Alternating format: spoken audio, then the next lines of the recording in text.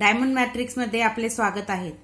आज आपण गुणाकार करण्याची आणखी एक खूप सोपी पद्धत पाहणार आहोत। चला तर मग सुरू करूया। पहिले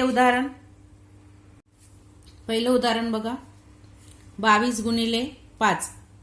आपल्याला काय करायचंय, ह्या ज्या दोन संख्या आहेत यांचा गुणाकार करायचा। 5 गुणिले 2 10। 10 लिहिताना कसं लिहायचं, 1 इथे लिहायचा, 0 इथे लिहायचा, मग मध्ये काय लिहायचं बघा। नंतर काय करायचं, ह्या ज्या दोन संख्या आहेत 1 आणि 0 यांची बेरीज करायची आपल्याला।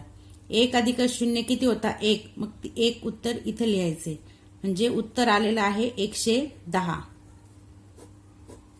येते लक्षात, परत एकदा सांगते। 22 गुणिले 5 काय करायचे, या दोन संख्यांचा गुणाकार करायचा। गुणाकार केल्यानंतर उत्तर येतं 10।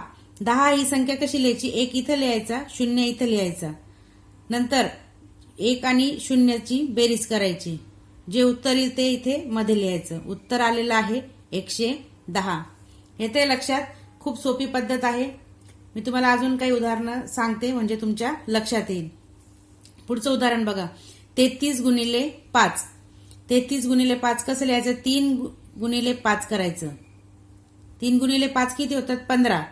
15 नंतर लिहिताना कसं लिहायचं, 1 इथं लिहायचा आणि 5 इथं लिहायचा, नंतर 1 अधिक 5 यांची बेरीज करायची। 1 अधिक 5 किती होतात, 6, ते 6 इथे मध्ये लिहायचे। उत्तर आलेलं आहे 165। खूप सोपी पद्धत आहे, येते लक्षात सर्वांच्या। पुढचं उदाहरण बघा, 44 गुणिले 5।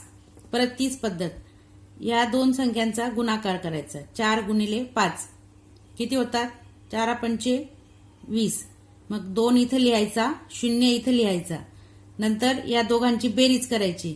2 अधिक 0 किती होतात, 2, म्हणजे 220 उत्तर आलेलं आहे। तुम्ही कॅल्सी घेऊन चेक करू शकतात। पुढचं उदाहरण बघा, 66 गुणिले 5।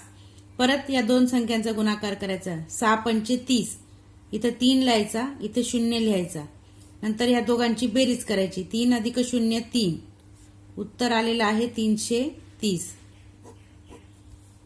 पुढची संख्या येते लक्षात सर्वांना, 88 गुणिले 5। मग काय करायचं, 8 गुणिले 5 करायचं। 8 पंचे 40, इथे 4 इथे 0, नंतर या दोघांची बेरीज। 4 अधिक 0 किती होतात, 4, म्हणजे 440।